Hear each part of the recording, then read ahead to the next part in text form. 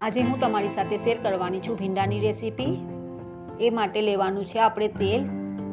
તેલને આપણે ગરમ કરવાનું છે। તેલ ગરમ થાય ત્યારે આપણે એમાં નાખીશું જીરું। જીરું આપણે તળવાનું છે તેલમાં। જીરું તળાઈ જાય પછી આપણે એમાં નાખીશું પ્યાજ। પ્યાજને પણ આપણે તળવાની છે તેલમાં થોડી વાર સુધી। તમને મારી વિડીયો સારી લાગે તો મને સપોર્ટ કરજો અને મને આગળ વધવામાં મદદ કરજો। ભીંડાનું શાક આ 10 થી 15 મિનિટમાં બની જાય છે અને બનાવવામાં પણ આસાન છે। હવે આપણે એમાં નાખીશું ટમાટા। ટમાટાને આપણે છોટા ટુકડામાં કાટવાના છે। ટમાટાને બી તેલમાં તળવાના છે થોડી વાર સુધી। પ્યાજ અને ટમાટા તળાઈ જાય પછી આપણે એમાં નાખવાના છે ભીંડા। ભીંડાના નાના કટકા કરવાના છે, તમે જોઈ શકો છો। આ ભીંડાનું શાક ખાવામાં ખૂબ જ ટેસ્ટી લાગે છે। હવે આપણે ભીંડામાં નાખીશું હળદર પાવડર।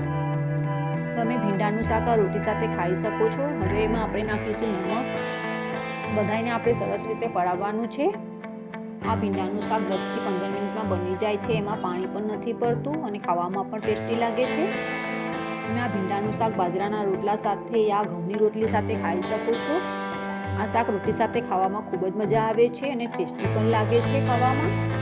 ભીંડાનું શાકને આપણે સરસ રીતે પલાળવાનું છે। પછી આપણે એના ઉપર ઢાંકણ ઢાંકીને પકાવવા માટે મૂકવાનું છે ગેસના ઉપર। ભીંડાનું શાકને ધીમા ગેસે પકાવવાનું છે। હવે આપણે જોઈશું કે ભીંડાનું શાક બની ગયું છે કે નથી બન્યું। ભીંડાનું શાક બની ગયું છે। ગુજરાતી મને બોલવામાં ફાવતું નથી, એ માટે મારી કંઈ ભૂલ થઈ જાય તો મને માફ કરી દેજો। આપણે ભીંડામાં નાખવાની છે કોથમીર અને લીલા મરચાં। લીલા મરચાંના મેં નાના ટુકડા કરીને નાખ્યા છે। તમને મારી વિડીયો સારી લાગે તો મારા ચેનલને સબસ્ક્રાઈબ કરજો અને શેર કરજો। લાઈક અને કમેન્ટ કરવાનું પણ ના ભૂલતા। કમેન્ટ કરીને મને બતાવજો કે તમે આ ભીંડાનું શાક કેવું લાગ્યું।